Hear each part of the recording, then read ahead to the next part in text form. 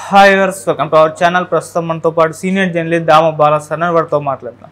నమస్కారం sir. Sir, NDA కూటమి అధికారంలోకి వచ్చిన తర్వాత చంద్రబాబు నాయుడు గారు జగన్ గారి పేరు ఉన్న అన్ని కూడా మార్చేయడం మనం చూస్తున్నాం సార్. ఆల్రెడీ పథకాల పేర్లు మార్చేస్తారు. అయితే ఇప్పుడు పాస్బుక్ మీద జగన్ గారి ఫోటో ముద్రించుకున్నారుగా.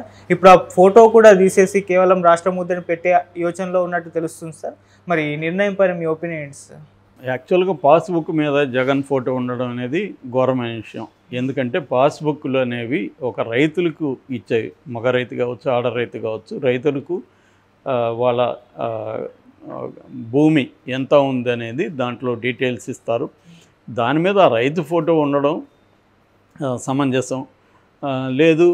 గవర్నమెంట్కి సంబంధించిన ముద్ర, రాజముద్ర ఉండడం సమంజసం తప్ప ముఖ్యమంత్రి ఫోటో అనేది దాని మీద ఉండడం అనేది కరెక్ట్ కాదు. దాని మీద తీవ్ర విమర్శలు గతంలో కూడా వచ్చాయి. అయితే ప్రతి రాష్ట్ర ప్రభుత్వాలకి ఈ జబ్బు అయితే ఉంది.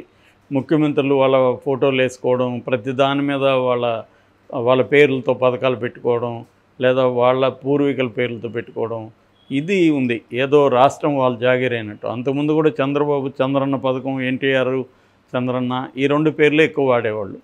ఆ తర్వాత జగన్ వచ్చినాక వైఎస్ఆర్ ఉన్నప్పుడేమో ఆయన కాంగ్రెస్ కాబట్టి ఇందిరమ్మ, రాజీవ్ వీళ్ళ పేర్లు ఉండేవి. సో ఇప్పుడు బీజేపీ వచ్చినాక బీజేపీకి సంబంధించిన పేర్లు మోడీ అని మోడీ బ్రాండ్, మోడీ పిచ్చి. మోడీకి కూడా మామూలుగా ఏం లేదు. ఆయన మనకి ఇచ్చే ఆరోగ్య సర్టిఫికేట్ల దగ్గర నుంచి అన్నిటి మీద మోడీ ఫోటో లేకుండా ఏమి ఉండదు. మోడీకి కూడా జగన్కి ఎంత పిచ్చిందో మోడీకి అంతకంటే ఎక్కువ పిచ్చే ఉంది. చంద్రబాబు కూడా అది గతంలో ఉండింది. అయితే ఇప్పుడు మేబీ పవన్ కళ్యాణ్ కూడా ఉండడం వల్ల పవన్ కళ్యాణ్ కూడా కొంత గట్టిగానే వ్యతిరేకించాడు. ఇలా వ్యక్తుల పేర్లు మనం పెట్టే బదులు ఆల్రెడీ రాష్ట్రానికి, దేశానికి సేవ చేసిన వాళ్ళ పేర్లు పెడదామని, అందుకనే వాళ్ళు పథకాలు మార్చినప్పుడు కూడా కొన్ని పథకాలకి ఇప్పుడు కొత్తగా పెట్టినప్పుడు కూడా సర్వేపల్లి రాధాకృష్ణ పేరు ఒకటి, డొక్కా సీతమ్మ పేరు ఒకటి, అబ్దుల్ కలాం పేరు ఒకటి ఇలాగ పెట్టారు. అది మంచి సంప్రదాయం. యాక్చువల్గా మనకి కర్ణాటకలో చూస్తే చాలా సాహిత్యకారుల పేర్లు కూడా వాళ్ళ వీధులకి, మెయిన్ రోడ్లకు కూడా సాహిత్యకారులు, కువెంపు రోడ్ అని ఇట్లా పెడతాం. కువెంపు అని ఆయన అక్కడ ఒక గొప్ప సాహిత్యవేత్త. అలాగా కన్నడలో అది కనబడుతుంది, కొంతవరకు తమిళనాడులో కూడా అది కనబడుతుంది. ఆ కల్చరు అంటే తమ సాంస్కృతిక, తమ రాజకీయ, సాంస్కృతిక, సామాజిక జీవితాల్లో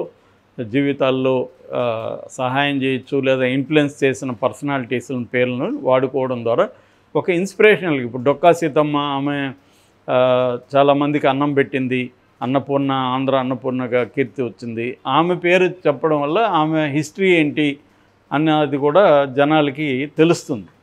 అట్లాగే కలాం కావచ్చు, లేకపోతే వాళ్ళు పెట్టిన ఇతర సర్వేపల్లి రాధాకృష్ణ కావచ్చు, వీళ్ళ పేర్లు ఉండడం వల్ల వాళ్ళు ఎవరు అనేదన్నా కనీసం ఎప్పుడో ఒకసారి ఆలోచిస్తారు. మనం ఆ మేరకు అది ఇన్స్పిరేషనల్గా ఉంటుంది. కానీ వీళ్ళ ఫోటోలు పెట్టుకొని ప్రతిదానికి జగనన్న విద్యా కానుక, జగనన్న గోరుముద్ద, కోడిగుడ్డు మీద కూడా జగన్ ఫోటో, ఇది చాలా ఎక్స్ట్రీము. అది ఖచ్చితంగా నెగిటివ్ అయింది జగన్కు కూడా ఎలక్షన్లో. చంద్రబాబు అది గ్రహించాడు. ప్లస్ పవన్ కళ్యాణ్ కూడా చెప్పడం వల్ల చంద్రబాబు కొంత తగ్గించాడు. కంప్లీట్గా చంద్రన్న పేరు లేకుండా లేవు, ఇప్పటికీ చంద్రన్న పేర్లు ఉన్నాయి. అయితే మ్యాక్సిమం తగ్గించేసుకుంటూ వస్తున్నారు. ఆ విధంగా పాస్బుక్ల మీద కూడా జగన్ ఫోటో తీసేసి కలర్స్ కూడా జగన్ ఏం చేసేవాడంటే కలర్స్ పిచ్చి. అంతకుముందు చంద్రబాబు కూడా ఈ పిచ్చి ఉండేది. 2014-19లో అన్నీ ఎల్లోగా ఉండేవి ఎక్కడ చూసినా. దాన్ని జగన్ వచ్చి మళ్ళీ జగన్ బ్లూలోకి మార్చేశాడు, బ్లూ అండ్ గ్రీన్లోకి. దాన్ని ఇప్పుడు చంద్రబాబు కలర్స్ వద్దు, పాస్బుక్లు అట్లాగే వ్యక్తుల పేర్లు ఎవరు వద్దు, ఓన్లీ ముద్ర ఉంటుంది అని చెప్పడం. దాంతోపాటు క్యూఆర్ కోడ్ కూడా ఒకటి పెట్టారు. క్యూఆర్ కోడ్ మీద కానీ మనం ఆ క్యూఆర్ కోడ్ని స్కాన్ చేస్తే పాస్బుక్లో ఉండే డీటెయిల్స్ అంతా కూడా ఇంటర్నెట్లో ఓపెన్ అవుతుంది సైట్లో. సో అలాగా చేయడం ఖచ్చితంగా చంద్రబాబుని, పవన్ కళ్యాణ్ని అప్రిషియేట్ చేయాలి. పాస్బుక్లు అనేది ఇది మార్చడం అనేది మంచి ఇదే. కాకపోతే దీనివల్ల రాష్ట్ర ప్రజల మీద భారం 20 కోట్ల పైన పడిందని చెప్తున్నారు. అనగాని సత్యప్రసాద్ రెవెన్యూ శాఖ మంత్రి నిన్న ప్రకటించాడు. ఇది ఒక పెద్ద జాడ్యం. ప్రతి ఒక్కడు గతంలో ఉన్న వాళ్ళ పేర్లు అన్నిట్లో మార్చడం, మళ్ళీ దాన్ని అన్నీ రీప్లేస్ చేయడం, దానికి మళ్ళీ డబ్బులు. ఇది ప్రాబ్లం. ఇది ఎక్కడో ఒక చోట ఫుల్ స్టాప్ పడాలి. కనీసం నెక్స్ట్ వచ్చే ముఖ్యమంత్రి ఒకవేళ చంద్రబాబు రాకుండా, తెలుగుదేశం రాకుండా జగన్ వస్తే కనీసం జగన్ మార్చకుండా ఉండాలి. అట్లాగే చంద్రబాబు కూడా ప్రతిదాన్ని మార్చాల్సిన అవసరం లేదు. ఇప్పుడు ఫర్ ఎగ్జాంపుల్ మన స్టాలిన్ పక్కన చాలాసార్లు జయలలిత ఫోటోలు ఉంటాయి, వదిలేయండి అట్లా ఉండండి, ఇప్పుడు అవన్నీ మార్చి ఖర్చు, దాని బదులు సంక్షేమానికి వాడచ్చు కదా అని అన్నాడని అప్పట్లో వార్తలు వచ్చాయి. ఆయన మీద అప్రిసియేషన్ కూడా వచ్చేది. అలాగా ఇప్పుడు రిలీజ్ అయిన పుస్తకాలు వెళ్ళిపోని కొత్తగా వచ్చే పుస్తకాలకు పెట్టుని ఉంటే ఈ 20 కోట్లు మిగిలేదు కదా. ఇప్పుడు మళ్ళీ అవన్నీ తీయడం వల్ల ఇప్పుడు మాదే తీసుకుని మా పాస్బుక్ వచ్చింది. ఇప్పుడు మళ్ళీ నేను కష్టాలు పడి మళ్ళీ దానికే నానా కష్టాలు పడితే కానీ పాస్బుక్లు రావు. ఇప్పుడు మళ్ళీ వీళ్ళు కొత్తగా వస్తే లేట్ అయిపోతుంది. ల్యాండ్ అమ్మాలనుకున్నవాడు అమ్మలేడు. దాని మీద ఏమైనా లోన్లు తేవాలంటే మళ్ళీ కొత్త పాస్బుక్లు లేనిదే నేను లోన్ ఇవ్వనంటాడు. ఈ కష్టాలన్నీ మళ్ళీ ప్రజలకు. దాంతోపాటు గవర్నమెంట్ అంటే ప్రజల డబ్బులు మళ్ళీ ఒక 20 కోట్లు. ఇది ప్రాబ్లం. చంద్రబాబు కూడా ఇవన్నీ ఆలోచించాలి. అంటే ప్రతి రాష్ట్రం దివాలా అని 5 ఏళ్ళు చావు మోదారు కదా. ఇప్పుడు ప్రతి ఖర్చు ఆలోచించి పెట్టాలి కదా. అదేం కనిపించట్లేదు. సో జగన్ ఎట్లా చేశాడో చంద్రబాబు కూడా అదే పద్ధతిలో వెళ్తున్నట్టుగానే మనకు కనబడుతుంది. దుబారా కావచ్చు, అన్ని రకాల ఖర్చులు కావచ్చు.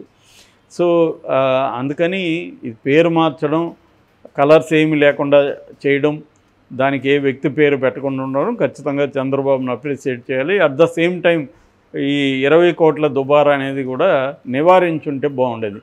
ఇచ్చిన వాటిని మళ్ళీ తీసుకొని మళ్ళీ కొత్తవి ఇస్తామనాల్సిన అవసరం లేదు. ఎందుకు ఇవ్వడం అట్లా?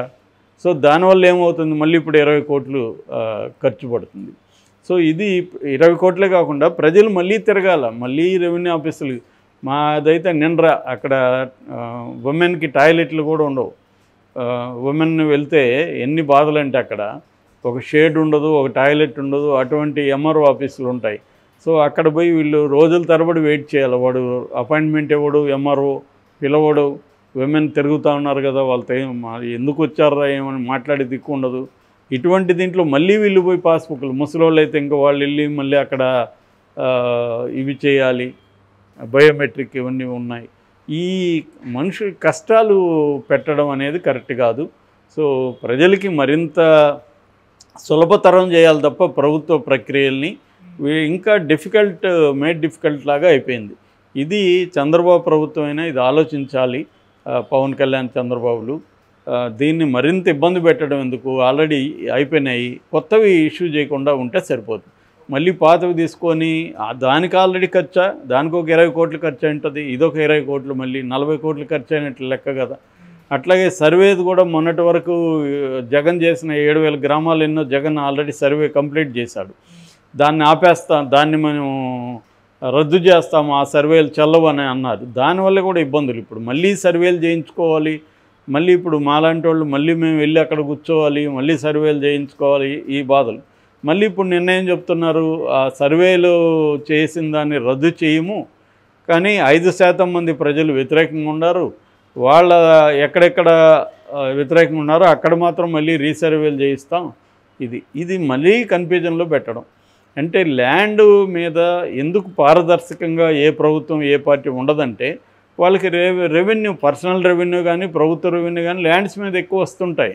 ముఖ్యంగా పర్సనల్గా ల్యాండ్ ఆక్యుపై చేసుకోవడం అది వైసీపీ చేసింది, వీళ్ళు కూడా చేస్తున్నారు. సో అందువల్ల దీన్ని అప్రిషియేట్ చేస్తూనే మిగతా విషయాలు